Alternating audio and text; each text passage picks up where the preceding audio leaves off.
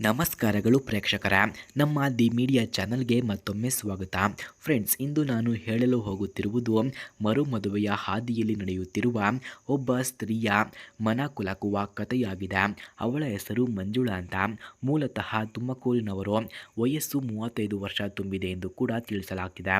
ವಿದ್ಯಾಭ್ಯಾಸದಲ್ಲಿ BAಯನ್ನು ಮಾಡಿರುವವಳು. ಬದುಕಿನ ಪ್ರಾರಂಭದಲ್ಲಿ ಸಂತೋಷದಿಂದ ಮದುವೆಯಾದವಳು ಎಂದು ತಿಳಿಸಲಾಗ್ತಿದೆ.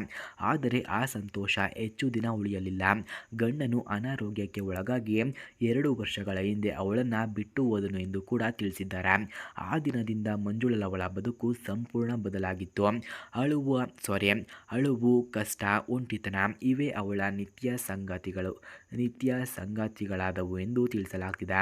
ಸಮಾಜದಲ್ಲಿ ವಿಧವೆಯಾಗಿರುವ ಹೆಂಗಸಿಗೆ ಎಷ್ಟೇ ತೊಂದರೆ ಎದುರಾಗುತ್ತದೆಯೋ ಅದನ್ನು ಅವಳು ತಾನು ಅನುಭವಿಸಿದ್ದಾಳೆ ಎಂದು ಕೂಡ ತಿಳಿಸಲಾಗ್ತಿದೆ.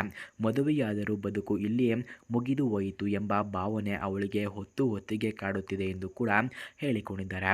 ಫ್ರೆಂಡ್ಸ್, ಯಾರಿಗಾದರೂ ನಿಜವಾಗಿಯೂ ಸಂಪರ್ಕ ಬೇಕಿದ್ರೆ ಬನ್ನಿ ಎಂದು ಕೂಡ ಅವರು ನಮ್ಮಲ್ಲಿ ಕೇಳಿಕೊಂಡಿದ್ದಾರೆ.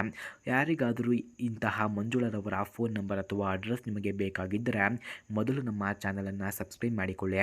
ಆ ನಂತರ ಜಾಯಿನ್ ಎಂಬ ಬಟನ್ ಕಾಣಿಸುತ್ತದೆ.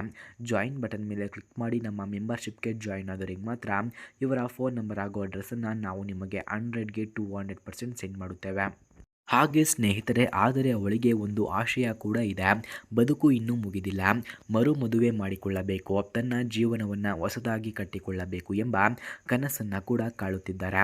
ಹಾಗೆ ಅವಳು ಹೇಳುತ್ತಾರೆ, ನನಗೆ ಹಣದ ಆಸ್ತಿಯ ಆಸೆ ಇಲ್ಲ. ನನಗೆ ಬೇಕಾಗಿರುವುದು ನಿಜವಾದ ಒಬ್ಬನು, ನನ್ನನ್ನು ಮನಸಾರೆ ಅರ್ಥ ಮಾಡಿಕೊಳ್ಳುವವನು, ನನಗೆ ಗೌರವ ಕೊಡುವವನು, ನನ್ನ ನೋವಿನಲ್ಲಿ ನನ್ನ ಜೊತೆ ನಿಂತುಕೊಳ್ಳುವವನು, ಹಾಗೆ ಪ್ರೀತಿಯಿಂದ ನನ್ನ ಬದುಕನ್ನು ಮತ್ತೆ ಅರಳಿಸುವವನು ಬೇಕು ಎಂದು ಅವರು ಕೇಳಿಕೊಂಡಿದ್ದಾರೆ. ಹಾಗೆ ಮಂಜುಳಾಳಿಗೆ ಮಕ್ಕಳು ಕೂಡ ಇಲ್ಲ. ಅಂದರೆ ಮರು ಮದುವೆಯ ನಂತರ ಕುಟುಂಬ ಕಟ್ಟಿಕೊಳ್ಳಲು ಸಂಪೂರ್ಣ ಅವಕಾಶ ಇದೆ. ಅಡುಗೆ ಮನೆಯನ್ನು ನೋಡಿಕೊಳ್ಳುವುದು, ಪ್ರೀತಿಯಿಂದ ಬದುಕುವುದು ಇವೇ ಅವಳ ಮುಖ್ಯ ಕನಸು ಎಂದು ಕೂಡ ತಿಳಿಸಲಾಗ್ತಿದೆ. ಹಾಗೆ ಅವಳು ಯಾವ ಕ್ವಾಲಿಟೀಸ್ ಇರುವಂತಹ ಹುಡುಗನನ್ನು ಬಯಸುತ್ತಾಳೆ ಎಂದರೆ 35ರಿಂದ 45 ವರ್ಷದೊಳಗಿನವರು ಆಗಿರಬೇಕಂತೆ.